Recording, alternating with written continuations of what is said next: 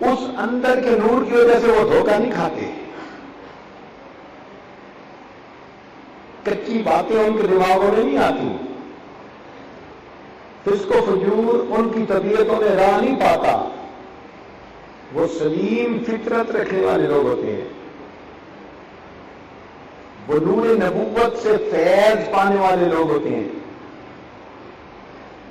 ان کی سوچ بھی شریعت کے مطابق ڈھل چکی ہوتی ہے. جیسے حضرت مولانا رشید احمد گنگوئی رحمۃ اللہ علیہ نے ایک موقع پر فرمایا کہ مکروہات شرعیہ اب میرے لیے مکروہات تبعیہ بن گئی ہیں. تو جن چیزوں سے شریعت نے کراہت کا حکم دیا، طبیعت بھی ان کا اس سے کراہت کرتی ہے. تو یہ وہ لوگ ہوتے ہیں جو مزاج شریعت کو سمجھنے والے لوگ ہوتے ہیں. لہذا فقط لغت، منطق، زبان دانی کے زور پر قرآن کو سمجھنے کا دعویٰ کرنے والے وہ بذات خون پہلے کبھی نہیں ہو سکتے. انہوں نے فقط ایک ظاہر زبان کو سمجھا ہے، اس کے اندر ان کی گہرائی تک پہنچ نہیں ہے. تو اب سنیے، ملفوظ سمجھ میں آئے گا کہ قرآن نے جن لوگوں کو اولو العلم، راسخون فی العلم، الذین اوتوا العلم یا العلماء کہا، یہ وہ لوگ نہیں جو فقط خارجی ذرائع یعنی لغت کی منشدافیوں اور منطق کی باریکیوں سے قرآن کو سمجھے، بلکہ یہ وہ لوگ ہیں جنہیں ایک نور نسبت حاصل ہوتا ہے جو سینے کو کھول دیتا ہے. اس لیے قرآن عظیم شان میں فرمایا گیا بل هو آیات بینات فی صدور الذین اوتوا العلم. اب آیات بینات کیا ہیں؟ یہ وہ نعمت ہے جو ان کو راسخون فی العلم بناتی ہے. تو جس کو یہ نور نسبت نصیب ہوتا ہے، نور ایمان، نور یقین، یہ فرقان ہوتا ہے. وَمَن يَتَّقِ اللَّهَ يَجْعَل لَّهُ فُرْقَانًا، جو تقوی کو اختیار کرتا ہے اللہ اس کے لیے فرقان بنا دیتا ہے، عطا کر دیتا ہے.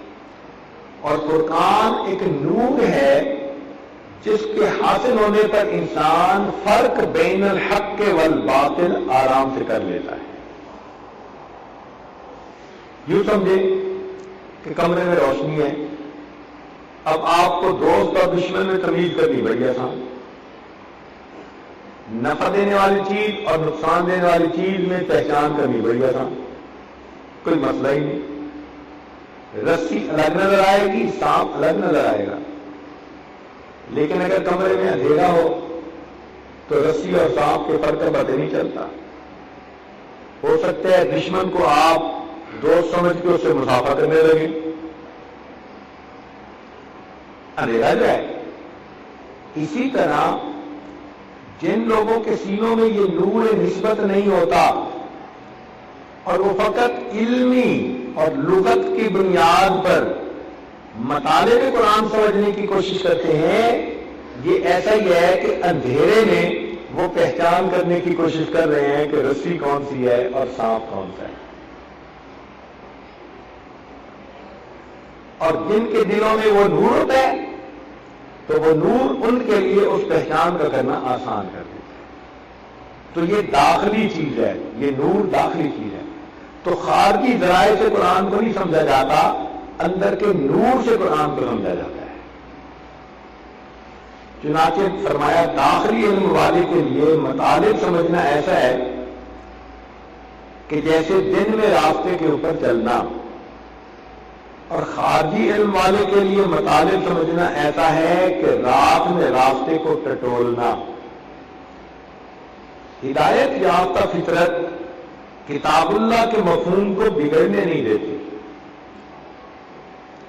وہ جو نور والے لوگ ہوتے ہیں نا، وہ ہدایت یافتہ فطرت پا لیتے ہیں. تو ہدایت یافتہ فطرت مطالب اور مفاہیم قرآن کو بگڑنے نہیں دیتی، وہ صحیح سمجھنے کو بات آتی ہے جو مزاج شریعت کے مطابق ہوتی ہے۔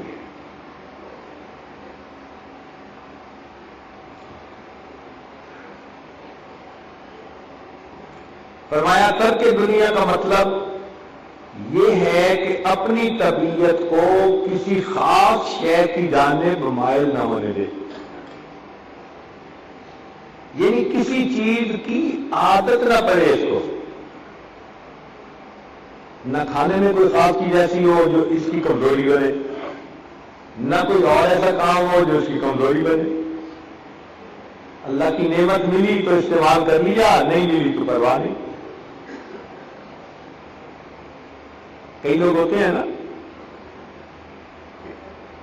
آئس کریم کھانے کو نہ ملے تو پھر سونگتے دیکھتے ہیں کہاں سے خوشبو مل سکتی ہے اس کی۔ تو عادت نہیں ہونی چاہیے۔ حضرت مدنی رحمۃ اللہ علیہ سے کسی نے پوچھا کہ حضرت ٹھنڈے کی عادت ہے یا گرم کی عادت ہے؟ حضرت ٹھنڈے کی عادت ہے یا گرم کی عادت ہے؟ فرمانے لگوں سچ بتاؤں تو مجھے تو کھانے کی بھی عادت نہیں ہے، سچ بتاؤں تو مجھے تو کھانے کی بھی عادت نہیں ہے، ضرورت پڑتی ہے اسے کھانا پڑتا ہے، عادت نہیں ہے۔ تو عادت نہ ہو کسی چیز کی، اس کو ترک دنیا کہتے ہیں۔ تو ترک دنیا کا مقصد ترک لذات دنیا، اور ترک لذات دنیا کا مطلب یہ کہ شریعت کے دائرے سے ہٹ کے جو لذتیں ہیں ان کو چھوڑنا، جو دائرہ شریعت کے اندر ہیں ان لذتوں کو حاصل کر کے اللہ کا شکر ادا کرنا تو عبادت ہے۔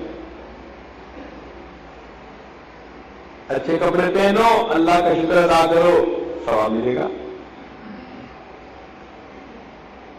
میاں بیوی ایک دوسرے کو دیکھیں، مسکرائے، دل بھی خوش ہو، اللہ کے یہاں عبادت بھی لکھی ہے۔ چنانچہ روایت میں آتا ہے کہ جب کوئی خامن اپنی بیوی کو دیکھ کر مسکراتا ہے اور بیوی خامن کو دیکھ کر مسکراتی ہے، اللہ رب العزت ان دونوں کو دیکھ کر مسکراتے ہیں۔ تو بھی اللہ تعالیٰ ہے نا، کوئی صاف تو نہیں ہے۔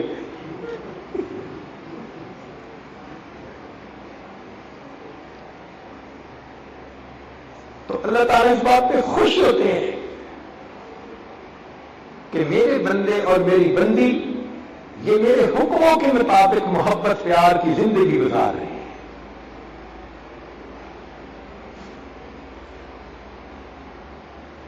تو جو چیز بھی دائرہ شریعت کے اندر ہے اس چیز کی لذت پانا اور اللہ کا شکر ادا کرنا، یہ چیز ترک دنیا میں شامل نہیں ہے۔ ترک دنیا میں وہ چیزیں جو اضافی ہم نے ساتھ جوڑی ہوتی ہیں اپنی، جیسے ایک منصوص یہاں لکھا ہوا بھی ہے کہ جو لذت انسان کو ادائے فرض کے وقت نصیب ہوتی ہے اس لذت میں نفس کا کوئی دخل نہیں ہوتا۔ یہ ممکن ہی نہیں کہ ادائے فرض کی لذت میں نفس اس چیز کو پسند کرے۔ نفس کبھی اللہ کی فرمانبرداری کو پسند نہیں کر سکتا۔ ہمارا نفس کبھی بھی اطاعت خداوندی پہ خوش نہیں ہوگا۔ ان النفس لامارۃ بالسوء، وہ برائی کی طرف ہی مائل ہوگا۔ تو ادائے فرض میں جو انسان کو لذت ملتی ہے اس میں نفس کا کوئی دخل نہیں ہوتا۔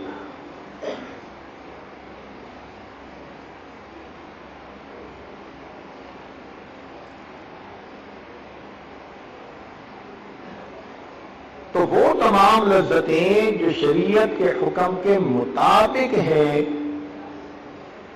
وہ لذتیں حاصل کرنا عین عبادت ہے۔ ہاں اس پر اللہ کا شکر ادا کریں، ٹھنڈا پانی پیے اللہ کا شکر ادا کریں، اللہ کی نعمت ہے۔ گرم روٹی کھانے کو ملے اللہ کا شکر ادا کرے، پلاؤ کھانے کو ملے اللہ کا شکر ادا کرے، یا گرم چائے پینے کو ملے اللہ کا شکر ادا کرے۔ یہ سب اللہ کی نعمتیں، ان نعمتوں کی وجہ سے سلوک کا راستہ نہیں رکتا کہ جی فلاں کو چائے کی عادت ہے، یہ سلوک طے نہیں کر سکتا۔ انہیں خدا کے بندے یہ چیزیں ضروریات زندگی ہیں، دائرے شریعت کے اندر ہیں۔ جب شریعت نے اجازت دے دی تو یہ چیز رکاوٹ کیسے بن سکتی ہے؟ ہاں ایسی عادت نہ ہو کہ اس کے پیچھے اب چائے نہیں پی تو نماز نہیں پڑھ رہے، تو ایسی عادت نہیں ہونی چاہیے۔ کہتے ہیں نا جی پیٹ نہ پئیاں روٹیاں قسمت میں گلا کھوٹیاں، تو ایسی بھی عادت نہیں ہونی چاہیے۔ پاکا بھی ہے جو مرضی ہے، لیکن اگر نماز کا وقت ہے تو نماز ادا کرے۔ تو یہ بات معلوم ہوئی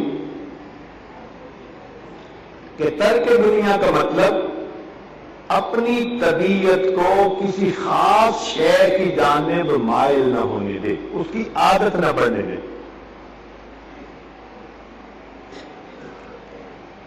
اب جیسے بعض لوگوں کو کچھ خاص مشروب پینے کی عادت ہوتی ہے۔ ہمیں ایک بچہ ملا، وہ کہنے لگا پچھلے 8 سال سے میں نے کبھی پانی پیا ہی نہیں، مجھے پانی کے ذائقے کا ہی پتہ نہیں ہے۔ میں نے کہا کیا پیتے ہو؟ کہنے لگا کوک پیتا ہوں۔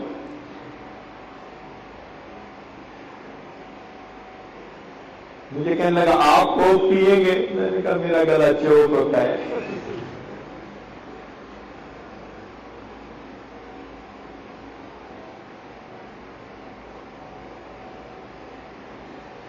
تو ترک دنیا کی حقیقت ہمارے ذکر و سلوک کے میدان میں سبزی اور گوشت کی مانند ہے، اور باقی اوراد و وظائف کی حیثیت وہ نمک مرچ اور گھی کی مانند ہے۔ اگر نمک مرچ گھی نہ ہو تو ابل کے بھی سبزی کام آ جاتی ہے، ابلا ہوا گوشت بھی کام آ جاتا ہے، لیکن اگر گوشت اور سبزی نہ ہو تو فقط نمک مرچ کام نہیں آتا۔ اس لیے جو بندہ اوراد و وظائف کو بڑے کرتا ہو، دنیا کو ترک نہ کرے، لذتوں کو ترک نہ کرے، وہ سلوک نہیں طے کر رہا۔ اب اس کا یہ مطلب بھی نہیں کہ جی ترک دنیا کرنی ہے لہذا پھٹے ہوئے کپڑے پہنو، یہ مطلب بھی سمجھ لیں۔ اللہ تعالیٰ نے شریعت کو ایسا حسن و جمال دیا ہے کہ ہر بندہ اپنی حیثیت کے مطابق جو سنت ہے اس پر عمل کرے۔ مثال کے طور پر نبی علیہ السلام کی 2 سنتیں ہیں۔ ایک سنت تو یہ ہے کہ آپ صلی اللہ علیہ وسلم نے پیبند لگا کرتا پہنا، یہ بھی سنت ہے۔ اور ایک سنت یہ بھی ہے کہ آپ صلی اللہ علیہ وسلم نے یمن کا بنا ہوا جبہ پہنا، چادر پہنی، جو سینکڑوں نہیں پتہ نہیں ہزاروں دینار کی چیز ہے، کیا تھی؟ تو قیمتی لباس بھی زیب تن فرمایا اور پیبند والا لباس بھی زیب تن فرمایا۔ اب دونوں سنتیں بن گئی۔ یہ حسن ہے شریعت کا، کیونکہ زندگی میں ایک انسان غریب ہو سکتا ہے، ایک انسان اب اگر فقط قیمتی لباس پہننا سنت ہوتا تو غریب تو سنت ہی معلوم ہو جاتا، اور اگر فقط پھٹا ہوا لباس یا پیبند والا لباس پہننا سنت ہوتا تو امیر کہتا جی کہ یہ تو میرے لیے قابل عمل ہی نہیں ہے، تو دین ناقابل عمل کہلاتا۔ تو یہ شریعت کا حسن ہے کہ سب کے لیے یہ قابل عمل ہے، لہذا جس کو اللہ نے تنگی کا حال دیا وہ پیبند لگا کپڑا پہن کے سنت کو پورا کر لے، اور جس پر اللہ نے نعمتوں کی بارش کر دی وہ نیا کپڑا پہن کر سنت دعا پڑھے اور نبی السلام کی سنت پر عمل کر لے۔ اب غریب کو کہنا کہ قیمتی کپڑا والی سنت پہ عمل کرو، یہ اس کے لیے بوجھ ہے جو وہ اٹھا نہیں سکتا۔ अमीर को कहना कि तुम फकत पैवन वाले कपड़े पहनो, वो उसके लिए मुसीबत है। तो शरीयत के हुक्म जमाल को देखें, उसने दोनों के लिए अमल का मैदान दिया है। लिहाजा अब कई बच्चियां जो अच्छे घरों की होती हैं, खामिन डॉक्टर है, वो बीवी को साफ सुथरा देखना पसंद करता है। अब उसकी बीवी कहेगी कि मेरे तो सादा जिंदगी गुजारनी है, लिहाजा हफ्ते में एक दफा नहाना है, और जिस्म से बू आ रही हो तो घर तो उसका फिर बच गया ना। एक खामिन डॉक्टर, तबीयत नफीस उसकी, और ऊपर से बीवी के जिस्म से बू आ रही हो, तो झगड़ा ही होना है ना घर में। फिर तो उसने उसको कहना ही है ना, मैं दूसरी को ला रहा हूं, और ये फिर भागे की तवीज लेने के लिए हजरत साहब तवीज बना दो, मेरा खामिन दूसरी शादी करना चाहता है। भाई जब आप अपने खामिन को घर में मोहब्बत प्यार नहीं देंगी, सुकून नहीं देंगी, तो वो दूसरी शादी नहीं करेगा तो क्या करेगा? तुम शुक्र करो कि वो दूसरी की बात कर रहा है, तीसरी की नहीं कर रहा।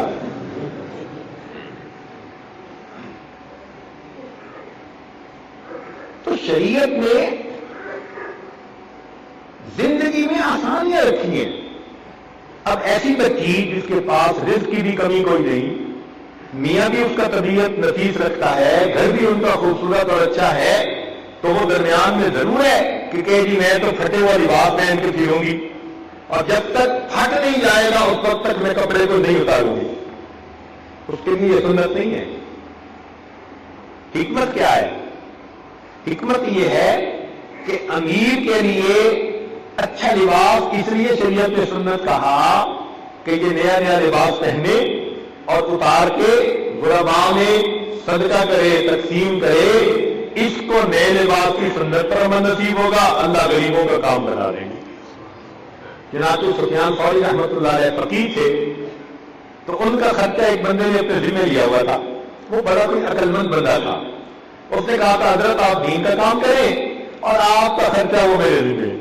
चुनांचे वो साल के 365 जोड़े बना के देता था। हजरत रोज नया जोड़ा पहन के शाम को सदका कर देते, और 365 गरीबों का काम बन जाता था। हम तो खुद कहते हैं कि ये जो मिलों वाले हैं ये क्यों दूसरे दिन लिबास पहनते हैं? एक दिन बनवाए पहने के लिए गरीब को पहनाए, उस गरीब का साल गुजर जाएगा उसके बाद से। तो जो एफोर्ड कर सकता है वो उस सुन्नत पर अमल करे। बात समझ रहे हैं ना? एक ही सुन्नत को समझ लेना।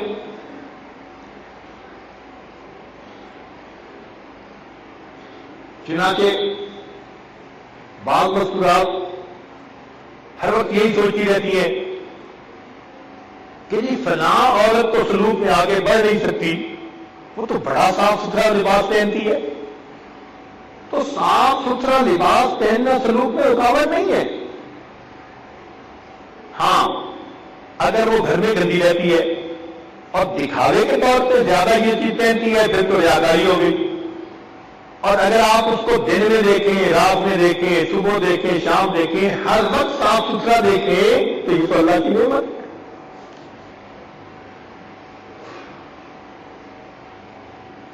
तो मुझसे एक मरतबा एक औरत ने पूछा कि जी फला औरत तो बहुत हर वक्त जो है अच्छा लिबास पहनती है, साफ सुथरा पहनती है, तो सलूक में आगे कैसे बढ़ सकती है? मैंने तो उसे ये बात समझाई, और समझाने के बाद मैंने कहा कि आपको तो शुक्र अदा करना चाहिए कि चलो दुनिया में कुछ खामिन तो ऐसे हैं जो बीवियों को साफ सुथरा भी रखते हैं। क्या तुम चाहती हो कि तुम्हारा खामिन तुम्हें साल का एक सूट बना के दे? कह ली नहीं, मैं भी तो बनाती हूं आखिर। अब जब अपने में बात आई ना, अब बात समझ में आ गई। तो मिजाजी शरीयत को लोग नहीं समझते, इसलिए वो इन चीजों को रुकावट समझ लेते हैं। तो याद रखिए, दायरे शरीयत के अंदर रहते हुए कोई भी बंदा काम करेगा तो वो सलूक के रास्ते में रुकावट नहीं बन सकता।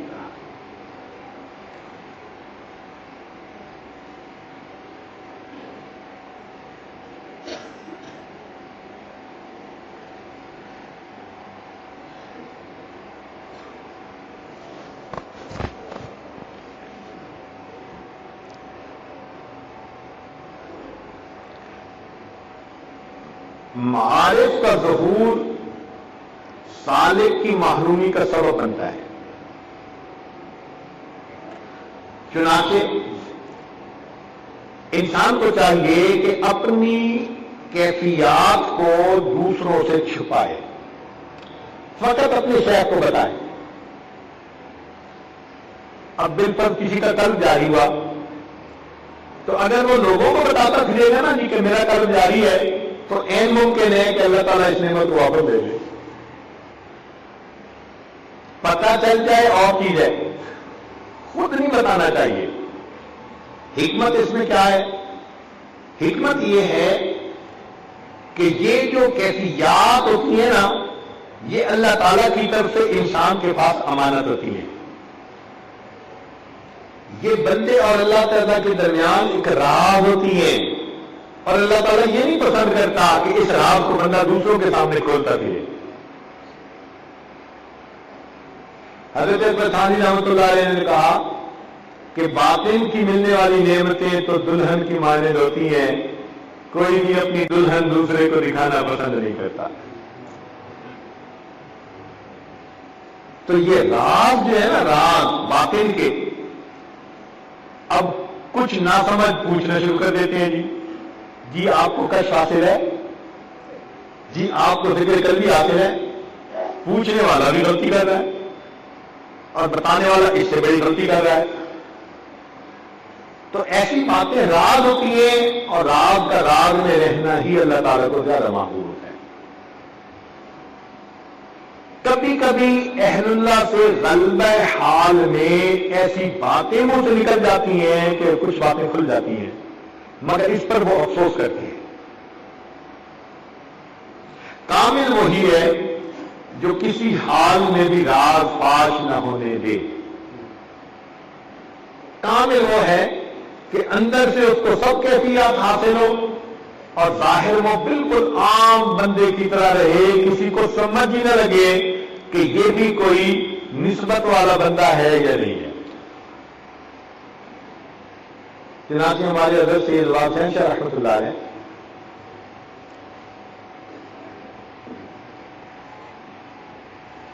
ان کو ایک مرتبہ کتابت خوشنویسی سیکھنے کا شوق ہوا. تو ایک کاتب تھے، ان کا نام تھا محمد اعلی. تو وہ ان کے پاس کتابیں سیکھنے کے لیے تشریف لے گئے.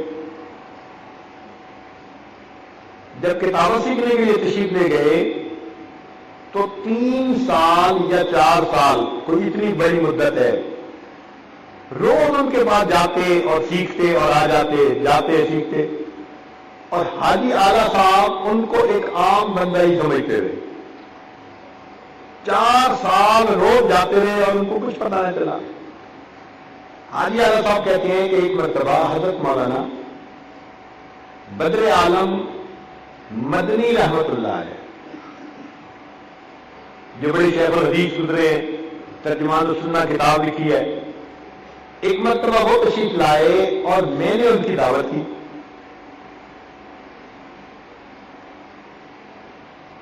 تو جب حضرت نے آنا تھا تو میں نے دل میں سوچا کہ بھئی یہ بھی میرے پاس آتے ہیں، ایک بھلے آدمی ہیں، کم گو ہیں، چلو ان کو بھی دعوت پہ بلا لیتا ہوں. تو کہتے ہیں میں نے شاہ صاحب کو بھی دعوت دے دی، انہوں نے کہا میں بھی آ جاؤں گا. اب سب نے مل کے کھانا کھایا. کھانا کھانے کے بعد نماز کا وقت ہو گیا. تو نماز پڑھانے کے لیے مولانا بل عالم رحمۃ اللہ علیہ نے شاہ صاحب کو دیکھا تو ان کا چہرہ ویسے ہی وجیح تھا، خوبصورت تھا، پرانوار چہرہ تھا. تو مولانا بل عالم نے فرمایا کہ آپ بھی تو مولوی نظر آتے ہیں، آپ کیوں نہیں پڑھا دیتے؟ آپ بھی تو مولوی نظر آتے ہیں، آپ پڑھا دیں نماز. تو شاہ صاحب نے نماز پڑھائی. جب نماز ان کے پیچھے پڑھی تو سلام پھیرنے کے بعد مولانا بدر عالم رحمت اللہ علیہ کو پسینے آئی. میں نے دیکھا کہ حضرت کی طبیعت ذکر گم ہے. تو میں نے پوچھا کہ حضرت خیریت تو ہے؟ فرمانے لگے کہ حاجی صاحب، اگر محفل میں کوئی صاحب نسبت بندہ موجود ہو تو پہلے بتا دینا چاہیے تاکہ دوسرا بندہ بے ادبی کا مرتکب نہ ہو. آپ نے مجھے بتائی تو نماز میں ان کو باطن کی بصیرت سے پتہ چلا کہ امام بننے والا بندہ صاحب رشوت ہے. میں نے کہا حضرت مجھے تو نہیں پتا، رشوت 4 سال سے میرے پاس آ رہے. انہوں نے کہا تم پتہ کرو یہ بندہ صاحب رشوت نظر آتا ہے. کہنے لگے مولانا بدر عالم چلے گئے. پھر میں نے کھود پریز کرنا شروع کیا تو مجھے پتا چلا کہ ان کو تو کتنے سال گزر گئے اس کو سے نسبت حاصل ہے. شیخ نے خلافت دی ہوئی ہے، اجازت دی ہوئی ہے، اور انہوں نے اس کو پتہ ہی نہیں چلنے دیا. کہنے لگے یہ ہمارا ایسا تھا کہ جس نے مجھے متاثر کیا. اور پھر اگلے دن میں نے کہا کہ حضرت اب تک میں آپ کا استاد بنا رہا، آپ شاگرد بنے رہے، آج میں شاگرد بنتا ہوں اور آپ استاد بن کے مجھے اس طرح خفیہ زندگی گزارنا سکھا دیجیے، چھپ کے رہنا سکھا دیجیے. چنانچہ پھر وہ حضرت کے مرید بنے اور پھر حضرت کے ماشاءاللہ بہت مقرب بندوں میں سے. تو جو کامل ہوتے ہیں نا وہ ایسے چھپاتے ہیں. اس لیے بعض اوقات کاملین کو پہچاننا بڑا مشکل ہوتا ہے. انبیاء کرام کی یہی صفت ہے. کافر لوگ ان کو دیکھتے تھے تو کافروں کو لگتا تھا کہ بالکل عام سی زندگی ہے. وہ حیران ہو کے کہتے تھے ما لہذا رسول یاکل الطعام ویمشی فی الاسواق. یہ کیسے رسول ہیں، کھانا کھاتے ہیں، بازاروں میں چلتے ہیں. تو ان کو عام زندگی نظر آتی تھی. تو سالک اچھا وہی جو ظاہر میں عام بندہ نظر آئے مگر اندر اس نے ولایت کی بڑی بڑی کیفیات کو اپنے اندر بند کیا.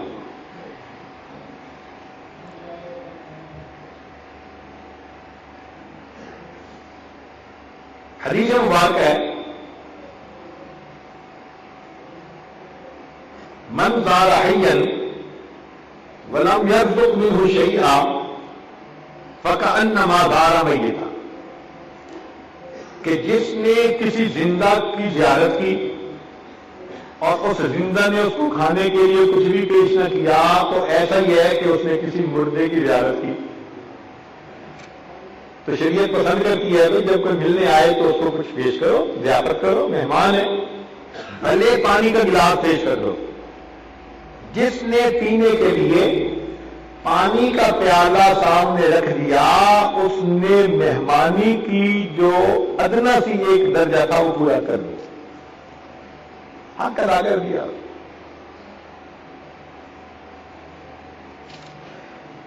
اب حدیث پاک تو ہے ظاہری اجابت کے بارے میں، مگر اہل اللہ فرماتے ہیں کہ نہیں، یہ حدیث پاک مشائخ کے اوپر بھی لاگو ہوتی ہے.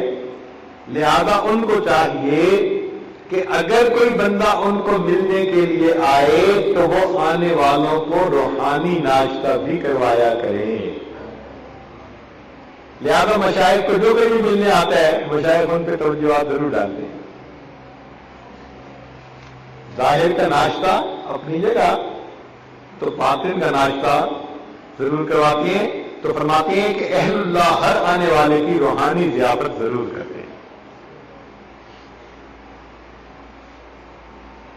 اعلانیہ نصیحت کرنا در حقیقت ملامت کرنے کے مترادف ہے. تو اعلانیہ غلطی کی اعلانیہ نصیحت کر دے اور خفیہ غلطی کی خفیہ نصیحت کر دے، کیونکہ کسی کو رسوا کرنا تو مقصود نہیں نہ ہوتا.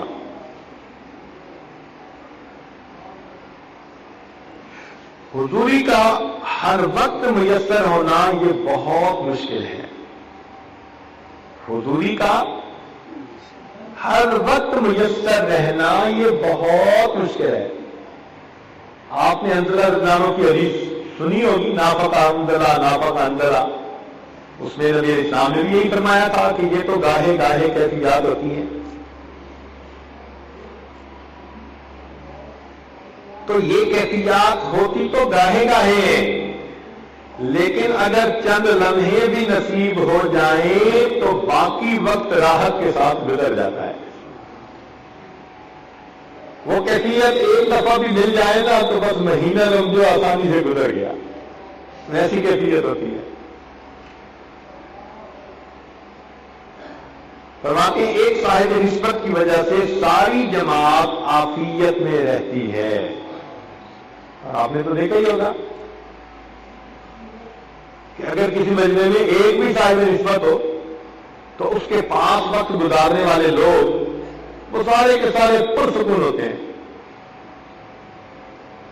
یہ ایسا ہی ہے جیسے کسی نے خوشبو لگائی ہوئی ہو تو پاس بیٹھنے والوں کو بھی خوشبو آ رہی ہوتی ہے.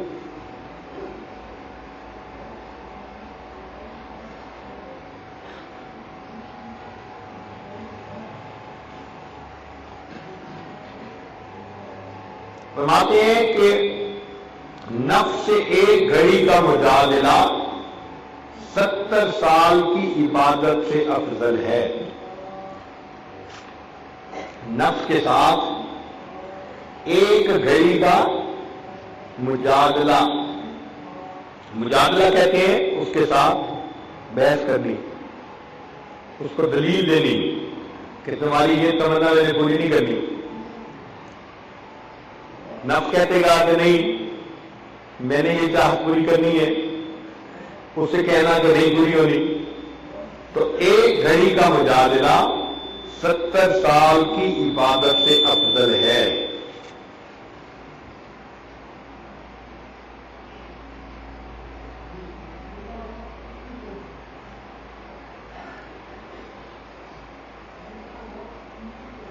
سید عاشق کلانہ نے نبی اسلام سے پوچھا کہ انسان کب خراب ہوتا ہے؟ انسان کب خراب ہوتا ہے؟ تو نبی علیہ السلام نے فرمایا کہ جب اپنے کو دوسروں سے افضل سمجھنے لگ جاتا ہے، جب اپنے کو دوسروں سے بہتر سمجھنے لگ جاتا ہے اس وقت انسان بگڑ جاتا ہے.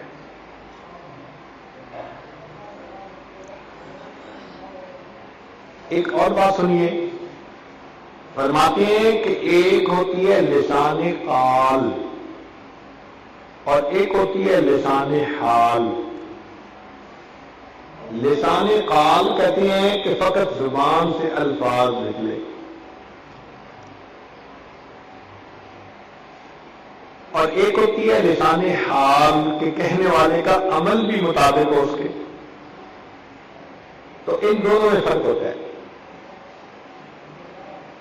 اب اس کی آپ کو ایک میں ویسے مثال دیتا ہوں کہ آپ بیٹھے ہیں اور آپ کا کوئی قریبی دوست آپ کو پیار سے کہتا ہے اور یار نماز پڑھے، تو آپ کا دل فوراً نماز ہو جائے گا اور آپ مسجد میں آ جائیں گے. اور اگر آپ کے پاس کوئی ٹیپ لگی ہوئی ہو اور ٹیپ سے آواز آ رہی ہو اور یار نماز پڑھے اور یار نماز پڑھے اور یار نماز پڑھے، تو آپ کی طبیعت بن جائے گی ٹیپ سے آواز سن کے. اس لیے کہ ٹیپ بے جان چیز ہے اور انسان جاندار تھا. تو جس طرح بے جان چیز میں سے آواز نکلے تو وہ اثر نہیں ڈالتی، احساس و کیفیات رکھنے والا بندہ کہیں تو متاثر کر دیتا ہے. بالکل اسی طرح جب کسی بندے میں عمل نہ ہو، فقط لسان قال ہو تو وہ دوسرے بندے پہ اثر نہیں کرتی، اور جس کا اپنا عمل ہو اس کی لسان حال سے وہی بات نکلتی ہے، بندے کے اوپر اثر ہو جاتا ہے. اس لیے ہمارے مشائخ پہلے خود عمل کرتے تھے، بعد میں دوسروں کو عمل کے لیے کہتے تھے. آپ دیکھیں کہ وہی بات آپ کہیں کسی کو وہ نہیں مانے گا، اور وہی بات اگر کوئی شیخ اس کو کہہ دے تو آدمی فوراً ماننے کے لیے تیار ہو جائے گا. تو عمل کی توفیق حاصل ہو جاتی ہے. اہل اللہ کی زبان میں یہ تاثیر ہوتی ہے کہ ان کے زبان کی نکلی ہوئی بات سے سننے والے کو عمل کی توفیق نصیب ہو جاتی ہے.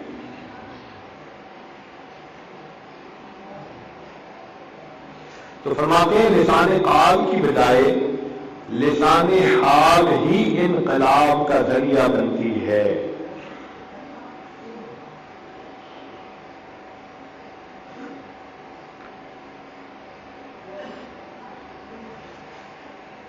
ابو الحسن نوری رحمۃ اللہ علیہ بزرگ تھے. ایک دفعہ انہوں نے ایک مچھلی پکڑنے والے کو دیکھا تو کھڑے ہو گئے. تو وہ مچھلیاں پکڑ رہا تھا چھوٹی چھوٹی چھوٹی چھوٹی. انہوں نے اس سے کہا بڑی بڑی پکڑتا. اس نے کہا آپ پکڑ کے دکھا دیں. کہنے لگے لاؤ تمہیں 2.5 من کی مچھلی پکڑ کے دکھاتا ہوں. انہوں نے جو جال پھینکا تو واقعی 2.5 من کی مچھلی اس جال میں آ گئی. جب جنید بغدادی رحمۃ اللہ علیہ کو پتہ چلا تو یہ سن کے انہوں نے بڑا افسوس کیا اور افسوس کر کے کہنے لگے کہ کاش ابو الحسن نوری جال پھینکتا اور اس کے جال میں کوئی سانپ پھنستا اور وہ سانپ ابو الحسن نوری کو ڈس لیتا. یہ زیادہ بہتر تھا کہ اس کے جال میں مچھلی پھنسی. اب پتہ نہیں اس کے پاس یہ کیفیات موت تک سلامت بھی رہیں گی یا نہیں رہیں گی، کیونکہ وہ اظہار کر بیٹھا. تو یہ بہتر تھا کہ کوئی سانپ پھنس جاتا اور وہ ابو الحسن نوری کو ڈس لیتا اور وہ مر جاتا، تو یہ بہتر تھا کہ کیفیات سلامت تھی. اب چونکہ اس نے اظہار کر دیا، اب معلوم نہیں موت تک یہ کیفیتیں سلامت رہیں گی یا نہیں. اس سے اندازہ کریں کہ ہمارے مشائخ اپنی کیفیات کو کس حد تک دوسروں سے اوجھل رکھا کرتے ہیں.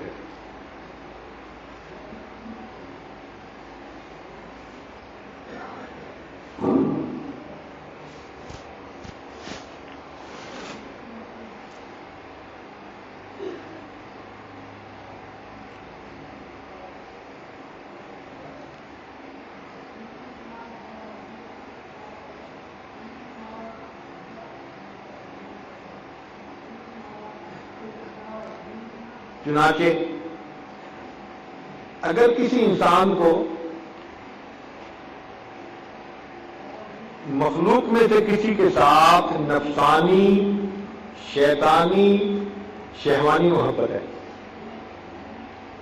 اگر کسی انسان کو مخلوق کے ساتھ نفسانی، شیطانی، شہوانی محبت ہے اور وہ محبت دل سے نکلتی نہیں ہے، چاہت کے باوجود وہ محبت جان نہیں چھوڑ رہی، تو ہمارے مشائخ نے اس کے لیے 2 عمل بتائے ہیں.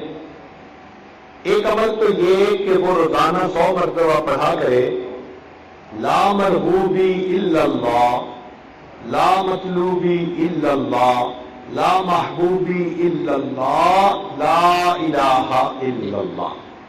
یہ 4 الفاظ کو اس طرح کر کے 100 مرتبہ دل پہ ضرب لگائے.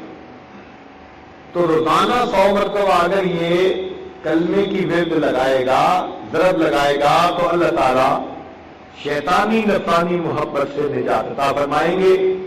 اور اس کے اوپر ایک اور بڑا عمل یہ کہ روزانہ عصر کے بعد اگر 5 مرتبہ سورت عما یتساءلون پڑھ لی جائے تو اس سورت کے اندر اللہ تعالیٰ نے ایسی تاثیر رکھی ہے کہ نفسانی محبتوں کو دل سے یہ نکال دیتی ہے.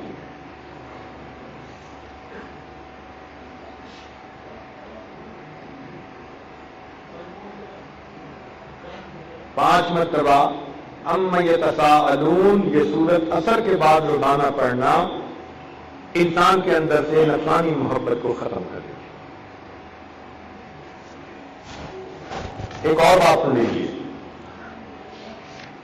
فرماتے ہیں کہ جب کوئی سالک بلا عذر